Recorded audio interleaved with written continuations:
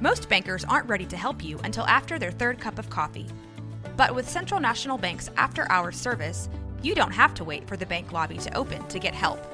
You can contact us from 6 to 8:30 in the morning or from 5 to 10 in the evening, and we'll connect you to a real, live, local person who can answer questions and fix problems 7 days a week. Bank different. Bank Central. Central National Bank. Member FDIC.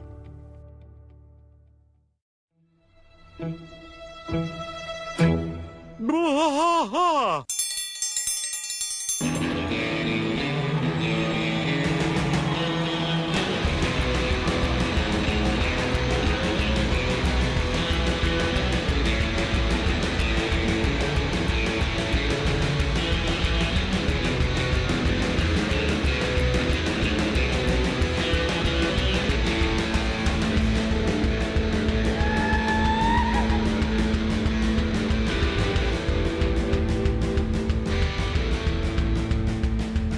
Bwaaa trash fight all through the night, deep in the heart of Texas.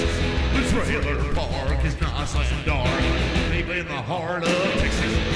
Dad drinks his brew and he spits his chew, deep in the heart of Texas. The TV blares but no one cares, deep in the heart of Texas. Here we go! Hey there, everybody. Welcome back to Bwaaa, King of the Hill Rewatch Podcast. I'm Mike. And I'm Rusty. I didn't think you were there for a second. He's literally sitting across the table from me. Rusty, I had a plan for our Friday episode, which was we were going to do some head scratchers about King of the Hill. But we just finished recording Season 3, Episode 12, Three Coaches and a Bobby, which features Coach Sauers, who is a very bad person. Yeah, maybe not a bad He's person. nuts. Well, he's nuts now. Yeah, I think he's an old man at this point. He ran his head. He was probably nuts then. Well, you got to think. He said he would kiss them all on the mouth if they took him to steak. Think of the episode he had. Yeah. What happened before the episode? He put on a broken football helmet and ran full speed into a wall. Oh, sure. But he was So already he- yelling at them and calling them pantywads and stuff. Yeah, but at that I point. think mean, like the cheese and the cracker were at the perfect tilt Sure. where the cheese was still hanging onto the cracker. Understandable. Whenever he slammed into the wall, I feel like it knocked that cracker just off enough balance to where the cheese fell to the floor. It gave the and he cheese kind of like gave the cheese that air rind. You know yeah, how it yeah, gets yeah, real yeah. hard on the edge. and it turns a darker yellow. So I like a good cheese rind. You don't like the cut heart. that- You yeah, I cut that off. part off. Yeah, I melt that yeah. part. So what we missed on our Mason? How long was that episode from Monday? It was pretty long, right? It's like an hour and a just half. under 2 hours. Yeah, see, that's what I thought. So one of the things that we missed in all of our planning, because we kind of over-planned for that episode, was Mason has a special thing he wants us to listen to, and we were going to talk about bad coaching, right? Yeah, bad 'Cause that was part of coaches. the thing. So we're moving that to Friday now, and Mason's going to grace us with this video that he is providing, and we're gonna listen to the sound from this thing. Mason, you want to give us a little rundown and then play it for us? This is the former head coach of the UMHB. women's UMHB basketball team. Oh, it's the women's team. Yes, the women's team. I didn't Male realize coach, that. women's team. I mean, it doesn't really matter, but it's Well, I've heard a couple of things that he says, so it is a little weird. Yeah. Now I don't know the full context. This was released by I believe she's a former player. And this is somebody just like up in the stands recording it? I think they were just fully recording their practice, because this was okay. during a practice. Okay. I believe they were So recording like a this practice. is tape for later where they could watch. Probably, yeah. And then she just released it. Okay. And then since it was released, he has officially retired. Retired. I heard one article say retired. I heard another say he was fired. Most likely All right. both, basically. Sure. And it just brought up a good discussion, because when you go down on Twitter, it's half of it is saying, "Oh my God, this is atrocious," and the other half is, "Wow, this generation is really soft. Are you kidding me? This is not even anything that bad." So I just want to get your guys' opinion. I've never tried to go down on Twitter, That is a weird thing to say. Yeah. I don't know, man. Your Stupid. poor wife. That's- I'm sorry. I'm sorry. I'm sorry. Good job, There you go. Mason. That was a good Nice. That was a good joke. I that like was a good one. All right, if you guys want to hear it real quick, we'll All right, play go for it. Yeah. Strong language, people. Yeah, The warning. 5-year-olds. If the Mason joke didn't get you, then this is strong warning. Strong language warning. Explicative filled Expletive. tirade.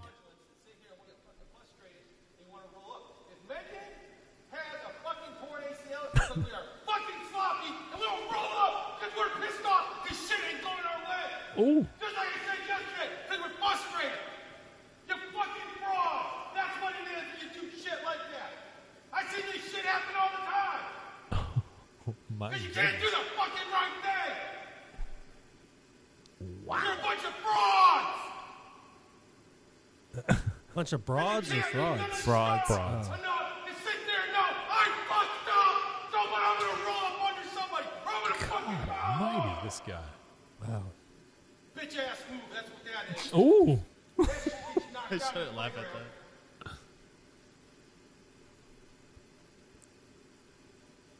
Get the fuck out of here. wow. There's your exclamation point on the end of it. Get the fuck out of here. You know who I feel bad for in that recording is Megan. Whoever Megan is really getting the whoever shit into Megan, the yeah. stick there. Well, He was I- replaced by his assistant coach. He was now the interim head coach Oh, until they okay. find a replacement. Okay. Also, I apologize for laughing at when he said bitch ass. I'm sorry. No, no, it Anytime I was- hear the phrase it's bitch fine. ass, I laugh. It's kind of funny in hindsight Yeah, it is listening kinda to funny. it. It's not fun. It's not a funny situation. But for me, it's if you put a camera in every coaching area ever in Texas, that's probably mild. Yeah. Did either one of you? And I really don't see it. I don't know. I think the optics of it that makes it really, really bad is the fact that everybody got to see him hollering and screaming like that. Had it not been recorded and shown, Sure. and just happened, If he it was wouldn't have just got fired for that. Yeah, if He's it was just just motivating his players to do third-hand better. information or whatever. He was yeah, just they a wouldn't have fired passionate him, coach. Yeah. Like, why would you? And this, I think the reason why he gets fired has to do something with cancel culture, because that's how. I mean, like, he's just he's passionate about his sport. He's passionate about his team. So whatever he did right then might not be 100% correct at that time. So he should walk off, cool off, apologize, and then move forward from it. I don't see like how anybody can learn from their mistakes if it's the second they make a mistake, they're just shuttled out the door. It's not like he was hiding rape. Like, we've got a congressman that worked at a college, and there was boys being molested, and he just kind of pushed it to the side. Yeah. We've seen that a lot. But that's what I'm saying, is he wasn't doing anything so egregious that it was like harmful to them physically. It might be a mental battle with them, but that's what sports and passion is. Passionate about your sport. If they're sucking, that should already be a mental battle. They're fighting anyway if they're not doing as good as they know they can play. I don't really agree with the firing thing. I think a sensitivity training or something like that might have been in order, or a public apology, something. I just don't see why we people don't have to be shuttled off. But for here's screaming and cussing when he here- really didn't like. I mean, here it is wasn't- also the issue. We don't know the background. Yeah. So from this base could level, yeah. this could have been the last could have straw been. kind of And thing. there was a right? whole Twitter thread. I just didn't feel like reading it. Yeah, sure. Anyone who really interested, you can find this very easily. But this is an ongoing thing with coaching. It's the aggressive body language in the video that I don't agree with. he's kind of jumping all over. Because he's kind of like jumping and doing all, like, he's got a lot of aggressive body language.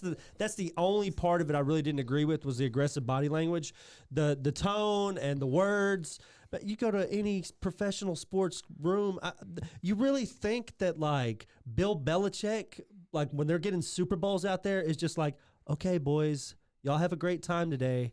No, he's out there. You sorry sons of bitches. Y'all go out there and win. They're screaming. Yeah, what the fuck? Well, you see it. You see it on the mic'd up. They're screaming Here's at the each other. here's the other issue. The though. coaches are calling each other fucking morons, and they're calling the players morons. Here's the other issue, though. This is UMHB, which is a private Christian university. That is the key. So that I'm sure that has a lot to do with it. Their hands. You think Kim Mulkey ever got fired for screaming at the girls? That, well, no, because she won championships. But this guy is too. He's he's known for being it's a champion. UMHB is a championship program. I don't know that it's on the par of a Division I women's championship team. This may be Division II or III. They have the record for the most wins overall for crew women's basketball, Mm-hmm. and In they what, also though? In what, though? the American That's my- Southwest Conference. Which, I mean, that's not. I mean, you're right. They're not in like a heavy, super crazy conference, but they've broke all the championship records, and that's great. In that conference. But for conference UMHB wins. is a much smaller. I would assume it's Division II. I think it's Division III actually. Okay, so 2 or 3, and then on top of that, being a private Christian university, they can do whatever they want. For sure. And something like this comes out, you have enough pastors or whoever shows up and says we want this guy fired, they're going to fire him. I mean, that is just the way of the place that we live for some reason. It's D3 basketball. Let's be real. So it's Division III. It's Division III. It's not. Yeah, it's not huge. It's still great. But the fact that the division you're in, you're the number one team in your division. These guys still get paid. They don't get paid like D1 coaches, but these guys still get. I guarantee he's making over $100,000 a year to coach basketball at this place, especially in a championship atmosphere where they're going. It says here what they won their division 3 times in a row in 18, 19, and 20, and then they won the ASC regular season champ in 2022. They made 7 American Southwest Conference tournament appearances with 11 wins for the program. Is that all since he's been coaching? Or? He's the only head coach to lead the crew to the NCAA Division III Women's Basketball Championships with 3 appearances in 19, 20, and 22.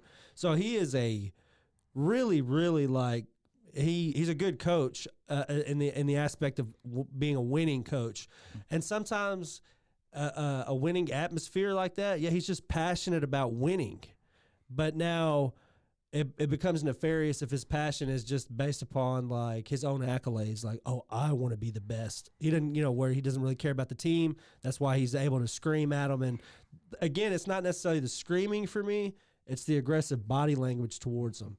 You could scream and holler and y'all are scum. You suck at your sport.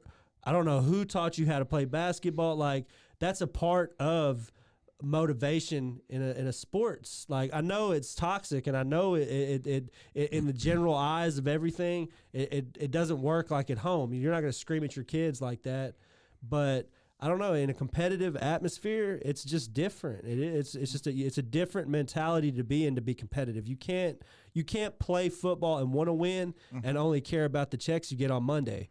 And that's what Deion Sanders even said with all this coaching and stuff that he's got going on. He said it's going to be different now with the name and likeness payouts for these college and high school athletes. He said because it's the same way in the NFL. I can't teach some dude who's already rich. I can't make him want to play football any more than he would want to play. He said if they don't have it in them to play, I'm not going to sit here and argue with a kid that's got $20 million in his bank account from name and likeness stuff because of that, that type of mentality or whatever.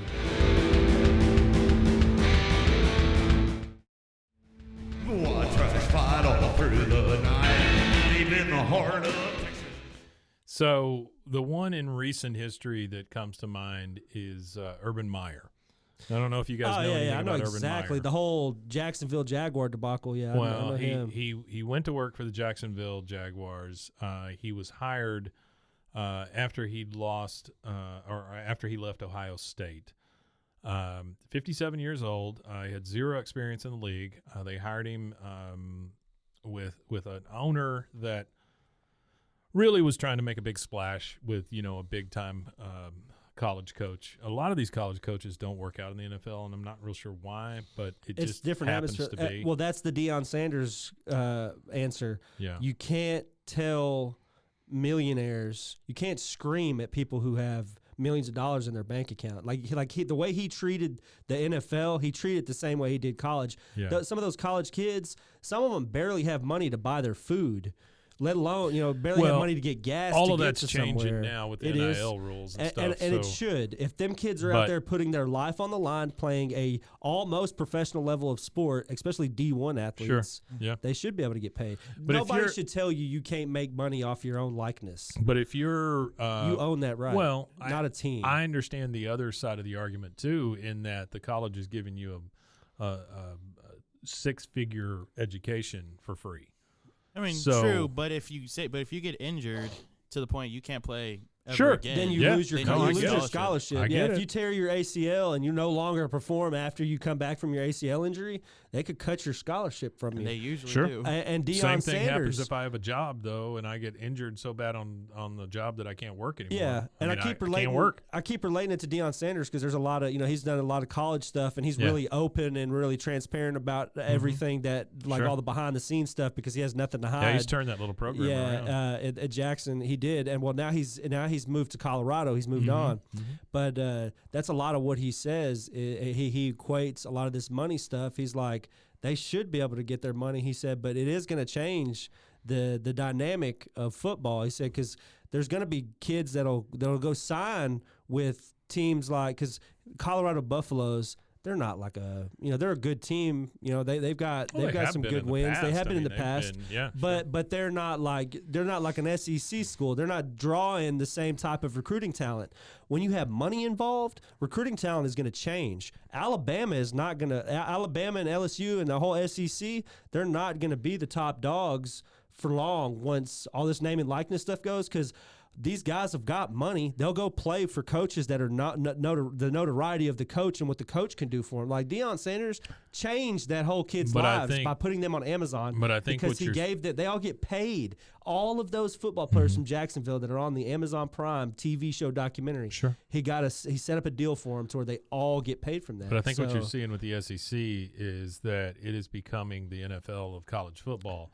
With Texas and But I think it's at its peak. I think it'll be a decline with the name and no, likeness stuff. what I I'm think saying it declines. is there are teams moving over to the SEC in the Oh, yeah, future. yeah. Texas, like University, like University of A&M. Texas, A&M's already there. Yeah. Another Big 12 school, and I can't remember who it is. But they're all moving to the SEC. The SEC is going to be the NFL of college football at some point. Yeah. And so what I think you'll see is, you're talking about how kids will go play for the highest profile stuff. I think you'll see everybody starting to funnel to the SEC, and then Because there were some big with- commitments that left within- the SEC to go play. But I'm saying within the SEC, Yeah. you'll see those type team alignments start happening. Like, Buffalo was bad for a long time in Yeah. the NFL, and now they're really good. Cincinnati, same thing. You'll start seeing those teams kind of fighting for one-upmanship there. Yeah, I think the SEC. I think what's going to happen is now that you have money, they're not going to be able to keep it's going to water down how good these teams are because they only have enough money to funnel into because teams are going to start paying. Yeah. College teams are going to start bringing people because they can give them money legally now. Well, so they're going to start paying people to come the play colleges can't, but There'll be ways the sponsors can. Yeah. And the The problem booster club will well, pay the them thing out, that you're going to yeah. see in the next 5 years is that NIL thing will turn into an actual thing. Right now, it's just like the Old West as far as free-for-all at NIL the stuff moment, goes. yeah. Yeah, nobody really you got knows high how to, school kids. nobody signing really knows how $1 million to contracts with Nike and stuff right now. It's nobody really crazy. knows how to run it. They don't know who's supposed to get paid and who's not supposed to get paid. I mean, at some point, somebody's going to come in there and lay down some rules. And so I think you'll see that at some point. But my comparison to Urban Meyer was for Coach Sauers. I think Coach Sauers, if Coach Sauers ever made it to the NFL or to college, I think this is exactly how he would be. Yeah, he would get caught So- drunk, like with his arm around some Urban Meyer, college girl. Yeah, he was hired, 57-year-old coach with no NFL experience. He has his first staff meeting and immediately calls his scouts lazy during that meeting. He doesn't know who some of the biggest players in the league are during the meeting when people start asking. They ask about Deebo Samuel, Aaron Donald, and Jamal Adams, and he responds was like, "Who is this guy? Here, he might be a problem for us."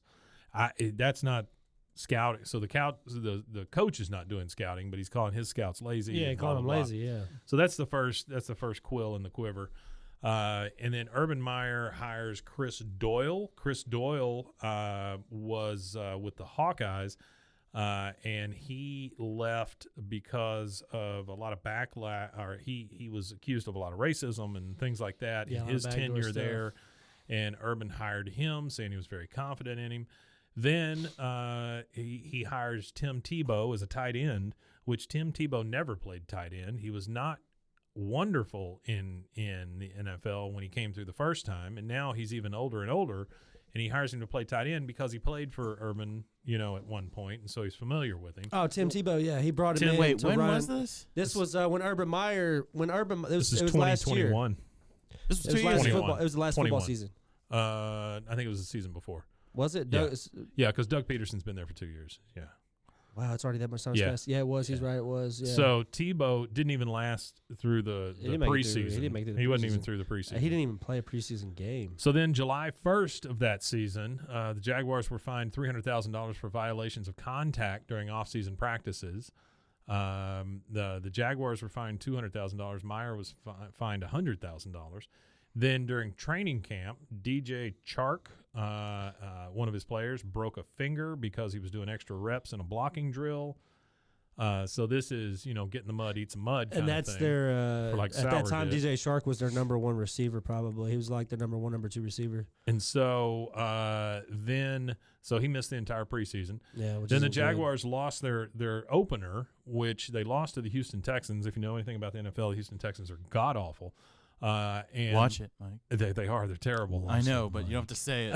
You have to say Well, so, what I with was so I much was enthusiasm. I was saying that because they allowed 37 points to the Texans on their opening game. This is the Texans who had not scored more than 22 points in any game the rest of the year. So, I mean, they just got steamrolled, right? The quarterback, Trevor Lawrence, threw 3 interceptions. That was his debut. I am shocked that Trevor Lawrence is still the quarterback with the Jaguars, but he made it past. He's good. the- He made it past the hump. but I'm saying he made it past the Urban Meyer debacle. I figured they would have just cleaned house. Then They gave him his credit. They gave him an opportunity. Well, you couldn't have just threw away your first round pick like that and got rid of him. they do it all the time. Well, I know they do, but Jacksonville Jaguar is not really in a position to be throwing away, quarterbacks that quickly. Jacksonville Jaguars had some of the grossest helmets I've ever seen in the NFL when they were two-toned. You remember seeing the spray-painted two-tone There was helmets? rumors that they were awful. I don't think the rumors active anymore. I don't think it's an active rumor, but at one point there was a rumor about them going to London since the owner Yeah. is based out of he's from London. there, yeah, yeah. that's where he's based out of. During- Khan, I yeah, think is it's- his last name. Yeah, he was great in Star Trek too.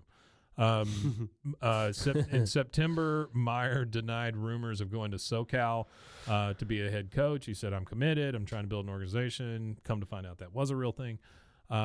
He at then one point in September said that showing that he really didn't understand the NFL system and stuff. He started comparing playing his team against Alabama every week, saying that was a big thing. Then in October, they played a Thursday night football game and they lost to the Bengals, which, by the way, everybody on TV who's an announcer, learn how to say the word Bengals, not Bengals, Yeah, they say because the I Bengals. cannot with the Bengals The and thinking Cincinnati walking like an Bengals. Egyptian the entire time I'm watching a football game. And by the way, if you are with the Bengals organization, go with those white uniforms. Those things are sexy. Oh yeah, they're very sleek. So anyway, he after that loss, he didn't come home with the team on the plane, which was it's just the weirdest thing. Coaches always ride with the team. Yeah, that is weird. That's a flag right there. Instead, he stayed A red back. flag. Yeah, he stayed back in Ohio because he has a bar there in Columbus, and there was that viral video that went out of him like grinding up against that girl in the bar. He issued an apology 2 days later. Said he went to see the grandkids and all went out to dinner that night. Yeah, went out to which dinner is with the just grandkids. bullshit. Grinded on 20-year-old women. And so he apologized to it. The owner is And now. you know, he was probably really cheesy too. He was like, "Yeah, I'm worth about $45 million. You I'm a want head meal? coach, I'll baby." pay for your dinner. I'll pay for the drinks." I really like yeah. your tight end. And then in November, No, that's what he says to Tim Tebow. the Jaguars signed John Brown, who Brown was a lot of he didn't know routes and things. He was really criticized for signing this guy who couldn't play. Meyer Mike, then, I have to make a really bad joke. I'm sorry. please do. He was probably like, "I'd like to tackle your quarterback." Yeah. I'm sorry. I'm sorry, everybody. Would you like to see my backup quarterback? He tells his quarterback Trevor Lawrence that he's got to slow it down for these wide receivers because they're from the South and their transcripts ain't right. I mean, this guy, you talk about a true piece of crap. Then he has problems with Marvin Jones. He went up to him personally and chest thumped him and stuff. Then James Robinson comes along, another player. He fumbled, and Meyer went after him real bad. Then he went after one of the assistant coaches. He started calling the assistant coaches losers. Then the kicker was the one to point out that the coach had come up and kicked him during practice. Yeah. And then finally they end up firing Urban Meyer after that. Think about that though. Like, these dudes are professional athletes. Yeah. They wear suits. They wear ties. They're forced to do interviews. They have to talk to people. What in the world does a coach have any business do touching these dudes physically in any way? They don't. In anger. They don't. Kicking him. Absolutely He's don't. lucky that dude didn't Kick jump his up ass. and give Yeah. him a stone cold stunner. Well, off the of reason a he kicked him drink is table. because the guy's a kicker. I mean, he knows that Urban Meyer's not a small guy, No, but he's pretty probably big guy. bigger than the kicker, Probably. And so he Yeah, goes the up. kicker still whoop his ass. Yeah, but I'm saying he goes up and intimidates the kicker. I Yeah. mean, he's not going to go up and intimidate an inside linebacker. That's like Birdman pulling up on the Breakfast Club. You don't kick the kicker. You don't pull up on the radio guy. You know what I mean? Like you don't. Well, why would anybody do anything to the kicker? The kicker's the smallest guy. It's like Urban Meyer was sitting there like, who can I be pissed off at that won't whoop my ass? That's right. That's afterward? exactly it. And he goes to the kicker because Towel- the kicker's probably the Towel more boy meeker was in the person. bathroom. Well, That's what happened. So he's lucky. He's lucky Pat McAfee wasn't on that team. He would have kicked Pat McAfee. I think the conversation would have been a little different. Pat McAfee.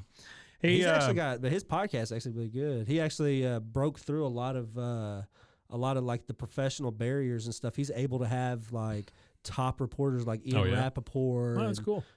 Stuff like that on his show now, because at first the NFL and the ESPN and stuff kind of like distanced themselves from him, and now they've kind of embraced him because the culture has embraced him. That's he has cool. Aaron Rodgers on there like every two. He's like Aaron Rodgers Tuesday. Like, come on, you got Aaron Rodgers. Rodgers is nuts, by the way. Oh, he's absolutely insane. Uh, But I love it. It's funny. So my whole point with this was, after listening to that video and after talking about the Urban Meyer debacle, I very much think that these coaches still exist. They are. I would say they're outliers of coaches, but this is what gives coaches bad names. And I think if Coach Sauer were a coach in the NFL, he would be Urban Meyer, and he would just tell that kicker to take a salt tablet. How much of that do you think still happens today, though? Like coaches. Well, being this was 2 years rude ago, So, I mean, I think it happens every day. And I think especially well, if do you you think start going to these small Texas towns where Yeah. they've got good football Well, on a teams. professional And level, just do you not think a lot it of people happens that often? recording. Say it again. And just if you just you can get away with it as long as you don't have someone That's it. recording it. I think the NFL's a got little it. different, though. I don't think you can get away with it easily in the NFL, and I think it's proven with Urban Meyer that they quickly get pushed out, and it's because, again, back to the root of it all, money. These guys make phenomenal. You really think that a coach could tell somebody like Russell Wilson anything? Yeah.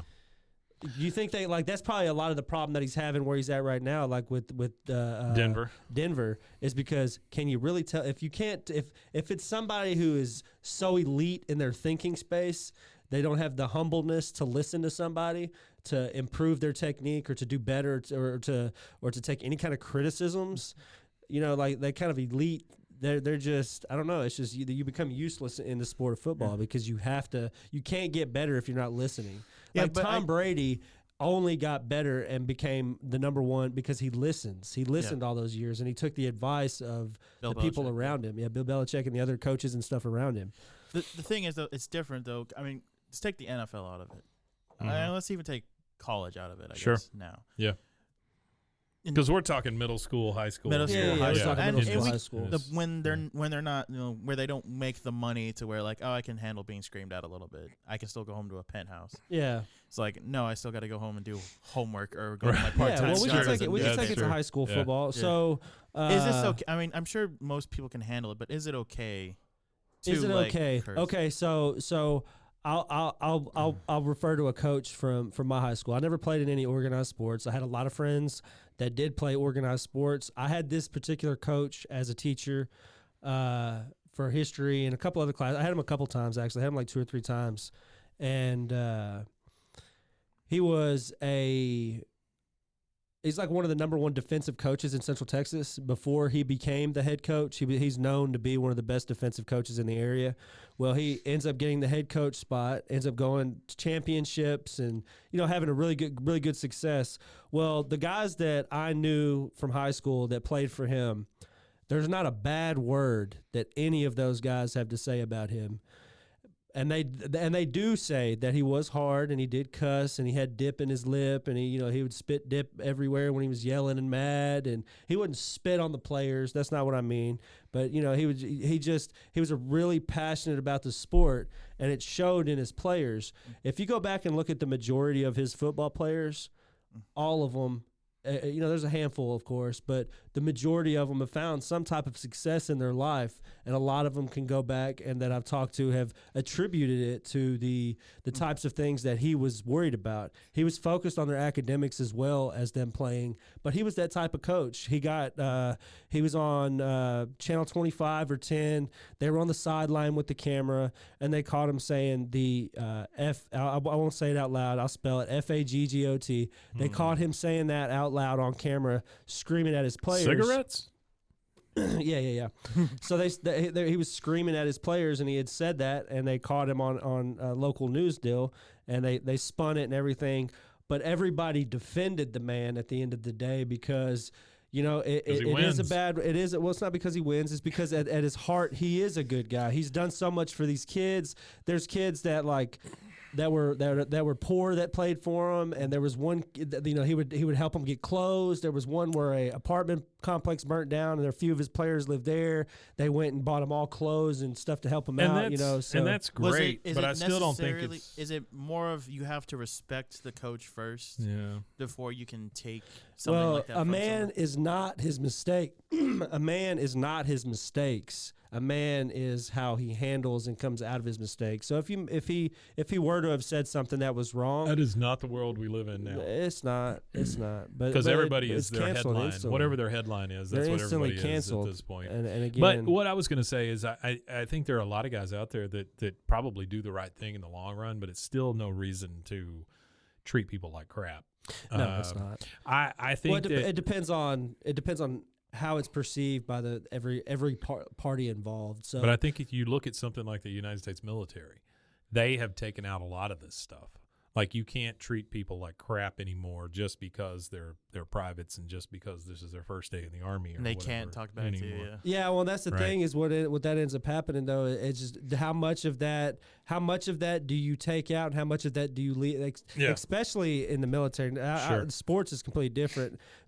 How much of that becomes to affect the battlefield where you have to have those instant, you got to do whatever I say right this Well, and second, that's- you do or we all die. That's the thing. I and mean, that's the reason why there was so much meanness, if that's what you want to call it, in the basic trainings and stuff, is because you have to understand that it's that dire. So if they have to be mean to drill that into your head to where it's sure. to where it's second nature. I get why you. Yeah, can, yeah, yeah, I get the. I just don't. I just get don't the understand. excuses for it, but I Yeah. also think that these coaches think that football is life or death sometimes. Yeah, it's not. And so that's why It's really I think not. a lot of that bleeds over.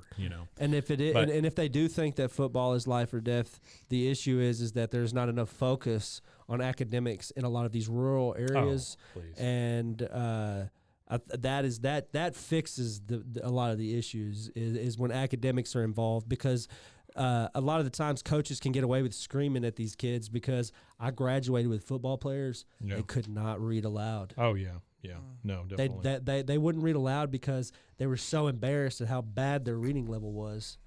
They couldn't. They couldn't stumble. They couldn't stumble through a high school level book. As a former high school teacher, I can tell you that the majority of athletes read at about a 4th grade level. Yeah, and I don't know. I'm not gonna say that's prevalent now, but I know when I was in school, it wasn't that way. long ago. All right, I would like to tie this up at the very end with a little bow. This is a quote from Coach Sauers. This is from season 3, episode 12, and it goes a little something like this. You little pantywads think you're ready to play the Wolves again? The Wolves eat razor blades for breakfast. Run, you bunch of pudgy-butted softies. Run with your fancy sneakers with the pumps and the valves and the little lights on the back that can set off a seizure. But what do you care? I ran around the world in a pair of Chuck Taylors for the love of Pete. Damn it. Never did I like you, Hill. You were a know-it-all and do-gooder and a teeny-tiny, weak little girly ankle bone snapped in the finals, and you lost me state. So there you go. There we go. Thanks, Coach Sauers. All right, I think that's it. That's it. Rusty, you want to tell them where they can find us? Yeah, you could find us. Not at the soccer fields. Not at a soccer field.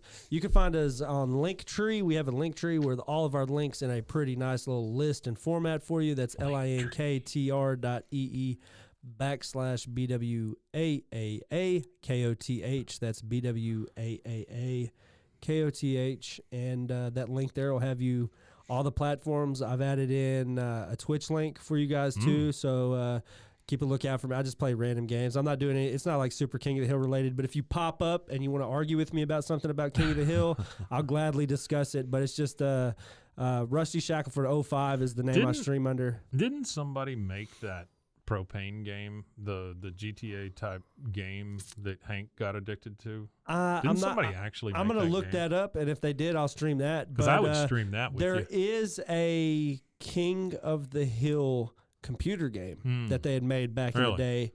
And it's kind of like one of those Simpsons games or something. Yeah, I think I could play it. I'd have to look. I think it's on Archive, the Internet Archive, where everything is. Sure. King of the Hill is on the Internet Archive. Shh, don't tell anybody.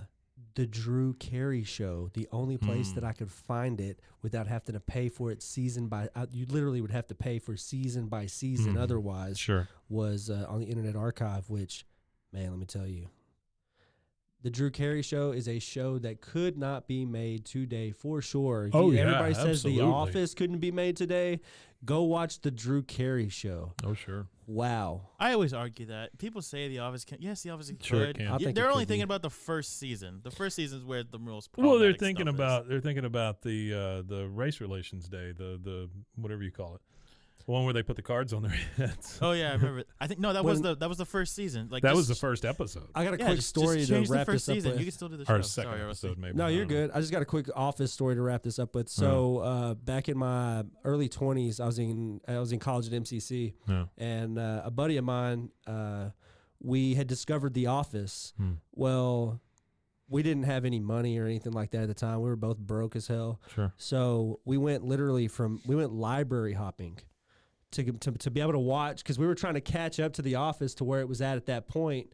This is like 2012. We were trying to catch up. So we were like, well, how do we watch The Office for free? And like, how do we get it for free? Yeah. And he was like, well, I have a library subscription. He said, well, let's go see if they have it at the library. And sure enough, we went to the library. But it was funny because they were all spread out over Waco. Sure. It was like every different library had So a you had to go different from library season. to library So we to had to go watch the from episodes, library yeah. to the library. That's cool. Once a week, we were going to this library to grab it, and then this That's library. funny. So that's how we watched, like, I think it's like the first 6 seasons of The Office. That's how I watched them. Yeah. That was a great show. Well, thank you guys for joining us again on a wacky Friday. And we hope that we helped you wrap up your week a little bit. And catch us back here again on Monday, and we'll be moving on to season 3, episode 13. Yeah, and we're getting through the season, guys. We're almost to the end. Season 3, episode 13, Attack of the Halfway. Clones. Right? Attack of the Is that right? Clones. Yeah, sure. It sounded good. All right, guys. We all take it easy, and we will see you next time. Wimatanye. Tanya, indeed.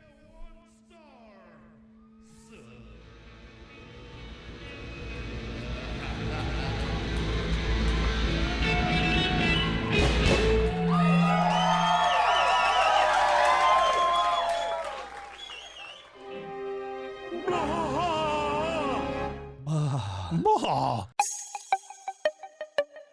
This has been a Rogue Media podcast.